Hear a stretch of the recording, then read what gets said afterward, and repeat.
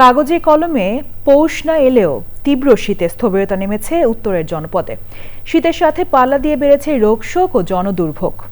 কুড়িগ্রামের সুবিধাবঞ্চিত প্রান্তিক জনপদ অষ্টমীর চরে স্বস্তি ও উষ্ণতার বার্তা দিতে বিনামূল্যে স্বাস্থ্যসেবা ও কম্বল বিতরণ করেছে প্রকৃতি ও জীবন স্বাস্থ্য সেবা কেন্দ্র।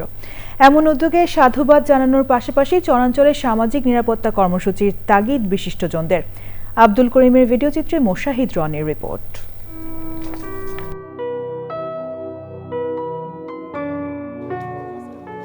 রাজধানীর মৃদু শীত নাগরিক জীবনে উৎসব আর উদযাপনের উপলক্ষ হলেও উত্তরের জনপদ কুড়িগ্রামের শীতে হাড়ে কাঁপন ধরায়।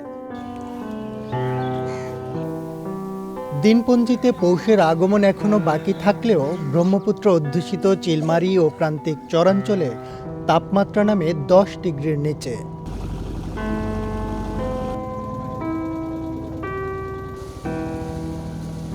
নদী পেরিয়ে বিচ্ছিন্ন জনপদ অষ্টমীর চর। দারিদ্রতা, প্রাকৃতিক দুর্যোগ আর জলবায়ু পরিবর্তনের কষাঘাতে জর্জরিত এখানকার জীবন জীবিকা।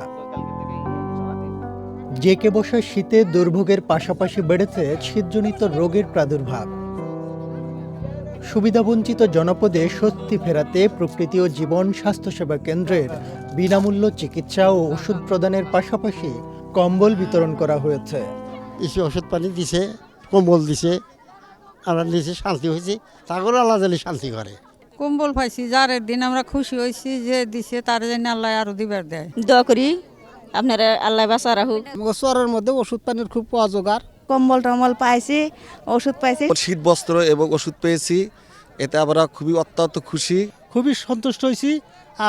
ওনারা জানি আরো আগামীবার দিতে পারে। ওষুধ পাইছি, কম্বল পাইছি, জারের পক্ষে একটু আরাম পাইছি, কম্বল পাইছি, ওষুধ পাইছি, এইটাই আমার খুশি। আর্থমানবতার সেবায় নিরলস প্রকৃতি ও জীবন ফাউন্ডেশন এবং স্বাস্থ্যসেবা কেন্দ্রের প্রতি কৃতজ্ঞতা জানিয়েছেন সুধীজনরা। দীর্ঘ পথ পাড়ি দিয়ে আমাদের এখানে উপস্থিত হয়েছেন, এজন্য এলাকাবাসীর পক্ষ থেকে ওনাদেরকে মোবারকবাদ জানাচ্ছি। এই ধরনের কর্মসূচি আগামীতে অব্যাহত থাকবে, তাহলে আমাদের এই প্রত্যন্ত চরের অধিবাসীরা কিছুটা হলে উপকৃত হবেন। এত দুর্গম যে আমাদের নৌকাপথে আসতেই 5.5 ঘন্টার মতো লেগেছে। এই চরবাসীর এই দুর্দশা দেখে নিজেদের কাছে আসলেই খারাপ লাগে। যদি আমাদের পাশাপাশি আরও কোনো সংস্থা এগিয়ে আসে তাহলে এই চরবাসীর জন্য বিশাল উপকার হবে। দেশের টেকসই উন্নয়নে প্রান্তিক জনপদে মৌলিক চাহিদা নিশ্চিতের পাশাপাশি অবকাঠামো উন্নয়ন ও সামাজিক নিরাপত্তা কর্মসূচির বিকল্প নেই বলছেন বিশেষজ্ঞরা।